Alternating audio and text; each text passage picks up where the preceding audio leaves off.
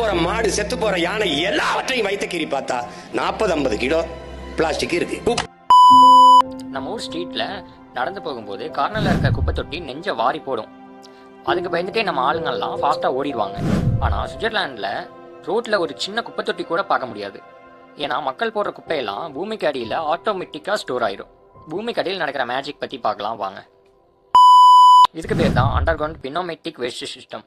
ரோட்ஸ்லாம் பக்கா கிளீனா ஒரு பில்லர்ஸ் மாதிரி ஸ்மால் பூத் தான் பில்ட் பண்ணி வச்சிருப்பாங்க. நீங்க குப்பையை அங்கே கொண்டு போய் போட்டா போதும், ஆட்டோமேட்டிக்கா அது பூமிக்கு அடியில் 70 கிலோமீட்டர் ஸ்பீட்ல குப்பையை கொண்டு போய் சேர்த்துரும். இதுக்கு மேனுவலா ஒர்க் பண்ண வேண்டியது இல்லை. பட் இதே தமிழ்நாட்டை யோசிச்சு பாருங்க. நம்ம தமிழ்நாட்டில் இன்னும் மேனுவலா ஸ்லிப் பண்றோம். குப்பை தொட்டி வெளியே வைக்கிறனால தான் இந்த பிரச்சனையே வருது. அதுவும் குப்பை தொட்டி வச்சாலும் யாரும் குப்பை தொட்டிக்குள்ள குப்பையை போடுறது இல்லை.